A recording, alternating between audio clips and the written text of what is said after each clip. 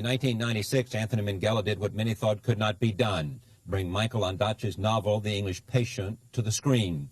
The film won 9 Academy Awards, including Best Director. After a 2-year hiatus, he has returned with yet another risky adaptation, The Talented Mr. Ripley. Based on the 1955 novel by Patricia Highsmith, the psychological thriller stars Matt Damon, Gwyneth Paltrow, and Jude Law. Here is the trailer from the film. I don't believe a single word you've said. You're shivering, Marge. Can I hold you?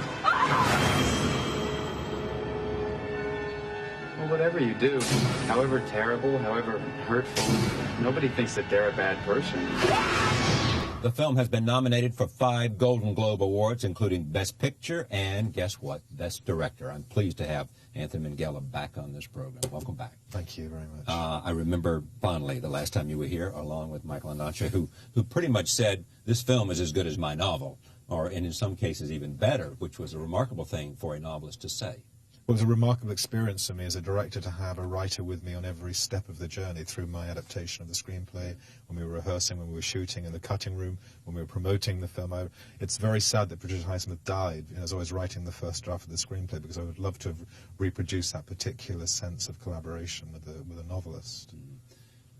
Here's what's remarkable about this movie, for me, and a lot of things. First, you cast, or Sidney Pollack or somebody, I assume you, a lot of these very talented and now well-known actors before they had won a bunch of awards and before they were in the full bloom of their success.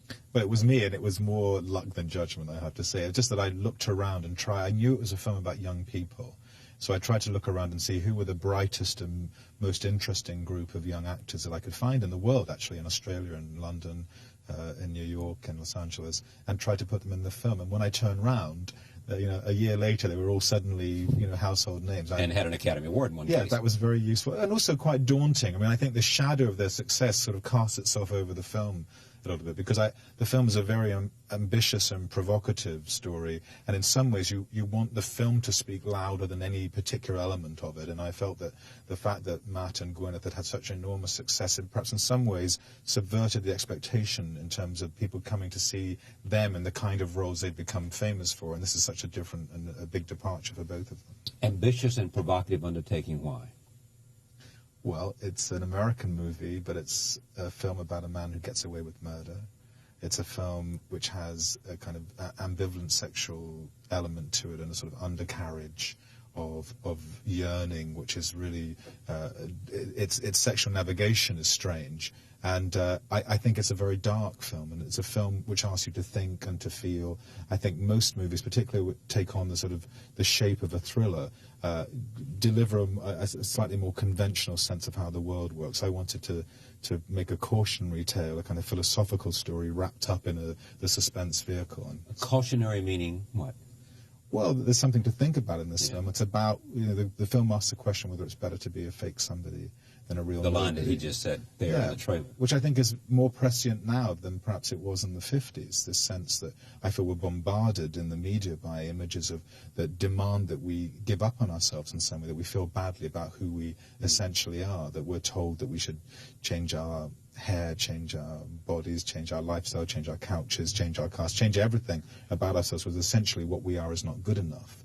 And I think there's a moment in the course of growing up, particularly, which is where you realize that the essential business of being a human being is to be alone, and that the essential yearning of a human being is not to be alone. And how we, in some ways, make sense of those two perceptions defines us. And one of the ways that people do, and perhaps I've done in my life, is to say, well, if I hide who I essentially am, if I keep that a secret and aspire to be somebody else, perhaps people will find it easier to accept me. And at the heart of Ripley, I think there's somebody who's hiding and giving up on who he is in order to be accepted by a world he'd like to belong to. So I think that's something which is common to many people, I think, not just to him and me. Yeah. Well, a lot of interesting things you just said. One is, I suspect that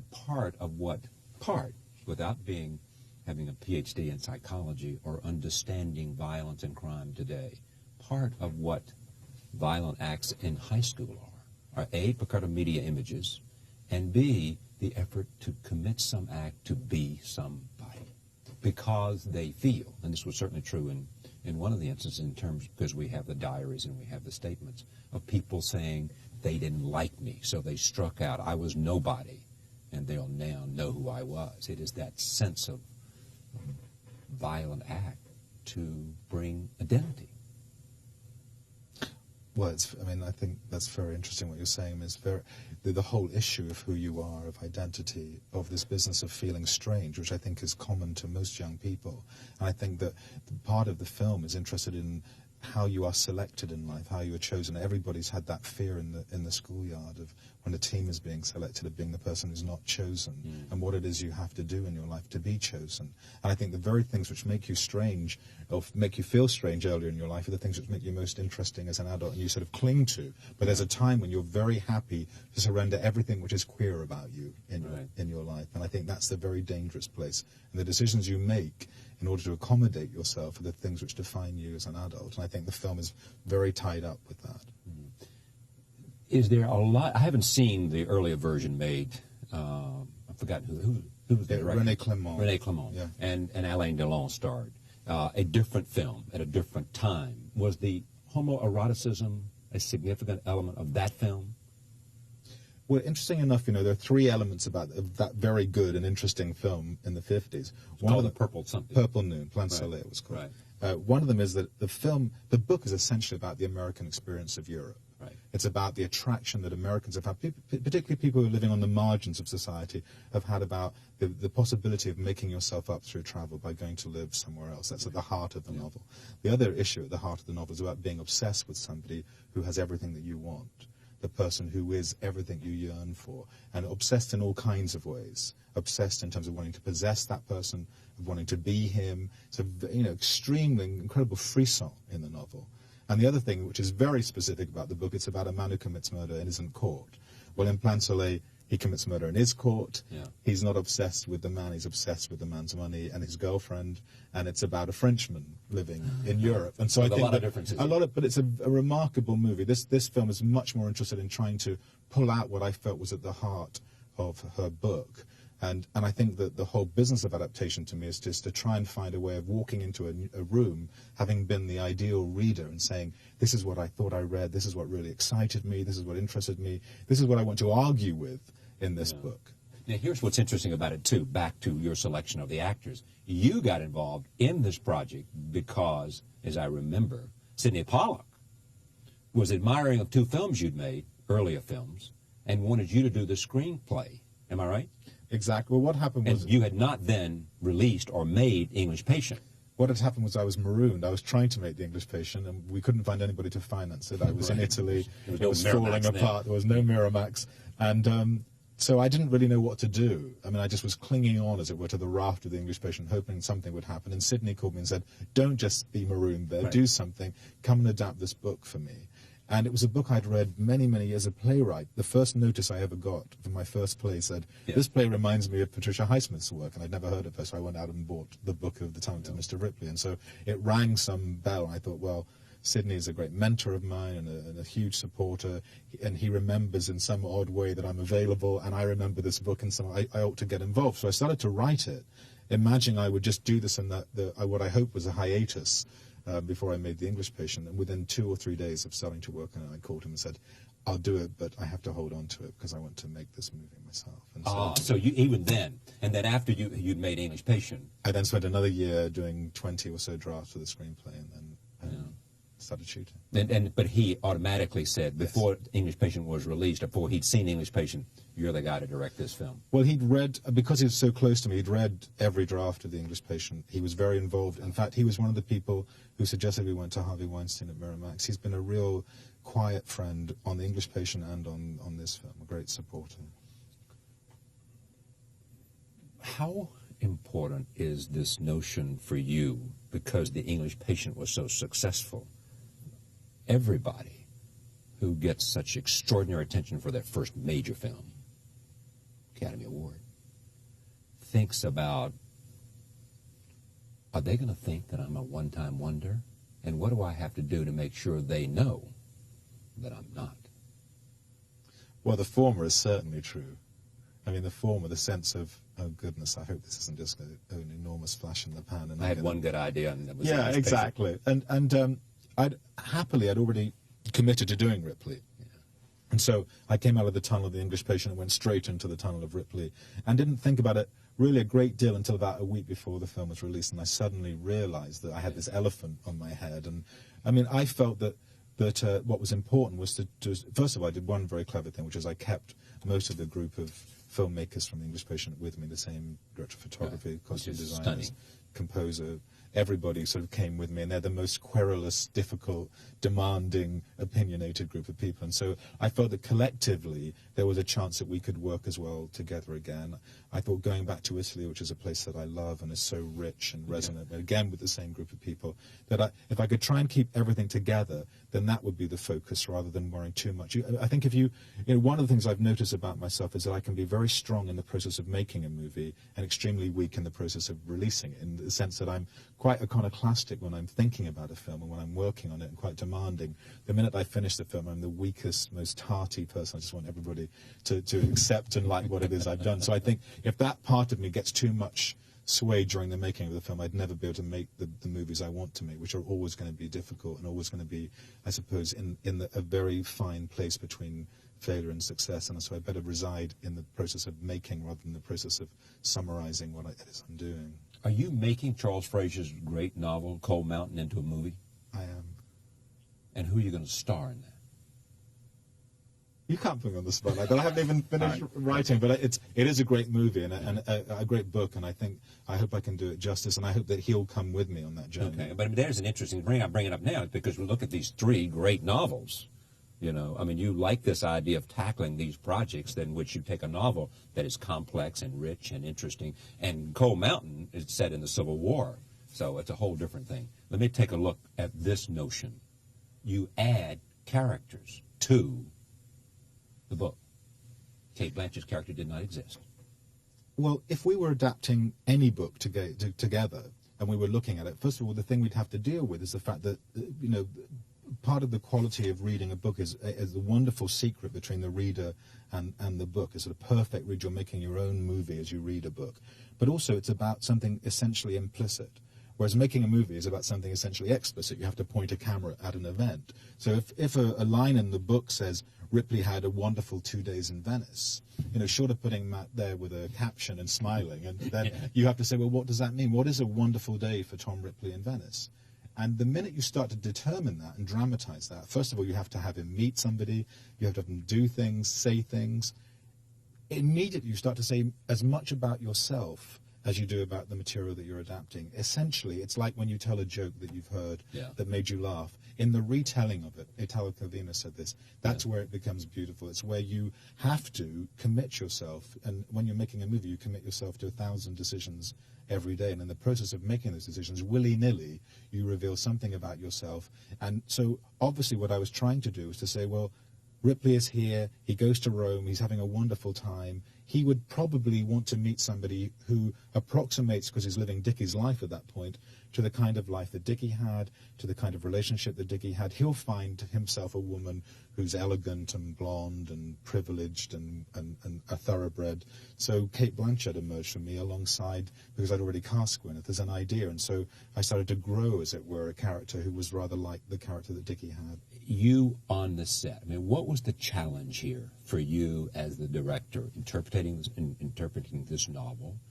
You've got these actors together. What were the mountains you felt like you had to climb to make it work? Well, people thought, I think, when I made The English Patient, that it was a very difficult film to make, and it was difficult intellectually and emotionally. It wasn't particularly physically difficult, even though I broke an ankle and was dragging it through the desert, because we were in very controlled environments, and for directors that's the key issue, is how to control the world you're shooting in. And we were in monasteries, we were in the Sahara. There aren't many other people around by definition. In this movie, because Ripley in some ways is the ideal tourist, he wants to go to, the character wants to arrive at every single principal location in Italy. And the writer in me was very happy to sit in London or Italy, wherever I was writing, and write the Spanish Steps Day, St. Mark's Square Day, the Galleria in Naples Day. And I would have happily, as the director, killed the writer in me when I got on the set, because to try and bring Rome or Naples or Sicily, Ischia, to try and bring those places into 1958 and shoot there, is an extraordinary folly, really. I mean, I was in Rome last week, and I went to the Spanish Steps, and there were about 6,000 or 7,000 tourists there, and I thought, well, what were we thinking of to try and go there and steal footage, and not only steal footage, but bring it back, to 50 years ago. And so every day it was like being in some kind of guerrilla warfare. Absurd. We had gondoliers striking, we had flooded squares, we had thousands of people just milling. There's a great, the film in some ways, genuflects towards Fellini's La Dolce Vita. I set it in the same year, and I had this whole fantasy about how a newcomer could walk behind his film and come into the back of our set. I was very much involved with trying to evoke that period. And it's an impossible thing to try and do now, to try and go back and do that. And so every day was somehow just clinging by our fingernails to trying to achieve that the sense of the period. And any sane person, going back then, I would never try and do it again. It was just a madness. You would not? I wouldn't. I'm looking forward to going to North Carolina with cold night where it's nice and quiet. That's a pleasure for anybody. Here is the other thing that interests me about this movie. When you're as the director who's plotted this, who's there on the scene, who's seen what the evidence that you want to put on the screen every day, when you go to the editing room, does it change what you want to do with the movie? Did you get this movie and all of a sudden, 2/3 of the way in, you say, God, I've got to, it's not like I wanted it to be. I've got to make it take a turn here. I've got to do something. I've got to enhance this. I've got to diminish this. I've got to make it different than I imagined in my head when I was looking at it piece by piece. Well, I think, I'm extremely compulsive in the preparation of a film. Not surprised. A lot of time working on the screenplay, then 6 months with the production designer patrolling the sort of boot of Italy, trying to find places I wanted to shoot in. A long time, just looking and thinking, drawing, planning. And then when I show up on the set, I try not to think about any of that and to just witness as best I can what's in front of me. And some miraculous things happen if you don't look where you thought you were going to look, but just look over there and you suddenly think there's a whole world here that can come into this movie, because Italy is such a significant character in the film, and the whole sort of sense of a different Italy, a real Italy, as opposed to an American or British idea of what Italy is. I mean, this film is set in a place called Montebello, which is a fictional name, but the Italians use the word Montebello to describe Mount Etna, which is a volcano. Yeah. It gave me a whole idea of shooting a kind of ravishing surface, but having this danger lurking, sort of beauty and danger combined. So obviously when I got home, I'd had a screenplay. When I got home, I had 4 hours of cut material, because I just looked so much and saw so much, and the film grew in front of me. And then it's rather like, my mother's a wonderful cook, and she makes great pasta and great ragu, and she would put the sauce on a stove on Friday, and we'd eat the food on Sunday, and the sauce would be simmering on the stove. And so part of the process for me is, with Walter Murch, who's my editor and sort of teacher, is that we put the film on the stove, as it were, and just wait and let it boil away and boil away and boil, and to try and find what the film really is, as opposed to the film I thought I was making. And in the process of doing that, obviously, then you learn and you have to change. And I keep writing right through the post-production period. I'm always going into the post-production, looping and writing new lines, just trying to see what exactly it is we've got and what we should have. So it's an interesting process. And on a percentage basis, the film that you end up with is what percentage of the film you thought you had starting editing? This is so close to the film that I thought I was writing. Incredibly close. Incredibly close. Partly, I think, because of Matt Damon, because I think that he's on every single scene of the film, and he was such an accomplice to me, and because he's a writer himself, an accomplice. In the sense I'm saying a partner. Well, in the sense that I think he's a filmmaker as well as an actor. He's a writer. He's got a very shrewd sense of what's going on in a movie. He's very, very smart and very sensitive. And I don't remember working with an actor who was so in concert with what it was I had in my head. When he spoke about the film, I thought I was speaking about it. And so I get back from him such an incredibly accurate and sort of dignifying version of what I had in my mind. And because he's in every scene, I feel the film is very remarkably like the movie I planned. Is this a big risk for him? Is this... He doesn't think so. I mean, he gets... I think it's an enormous, fearless and courageous performance. But I think he feels he's an actor. It's a part he liked very much. You're always taking risks as an actor. He didn't think this was a particularly difficult film for him to make. And he did not think so. No, at the time of... I mean, a choice for him to make in terms of making the movie. He was on the set every single day. He wanted to maintain a particular body weight so he was the same shape as Jude, and so he ran 6 or 7 miles at the end of filming every day. He was in, as I said, with me every single day, and also because of the nature of the shooting, which was that we just had to grab footage. There's a moment where Gwyneth assaults him on, with her back to the Grand Canal. Very important moment in the film. But if you've been there with us on that day and seen exactly what was going on, which is that there was an AD at one end of the canal, an AD at the other end with a megaphone going, "You have 7 seconds before the Japanese tourists arrive behind Gwyneth's back," and so we were just, everybody had to be ready at all times so we could turn over, shoot, move the crowds away, go somewhere else, shoot. And so to maintain that focus for 100 days of shooting, that was a huge chore. But I think for him, he thinks if it doesn't hurt, it's not real acting, it's not real work. Hoffman is great. He is amazing. He's it's very funny. I was looking at a tape the other day of the actors talking about the film for this sort of electronic press kit that they make, and you go from Gwyneth, who's very sort of considered and talking, and Matt is talking, and Kate Blanchett is very smart, and Jude, and they're all very intelligent, articulate group of people. And then suddenly it cuts to Phil, and there's this guy going, "And Freddie is the guy. He's the man." And it's like you've suddenly flipped channels, and you're watching a completely different. He's an amazing, amazing actor, and I think he has exploded this year into movies, and people have suddenly worked out what a great national resource he is for movies. Thank you for coming. Thank you very much. Pleasure to have you.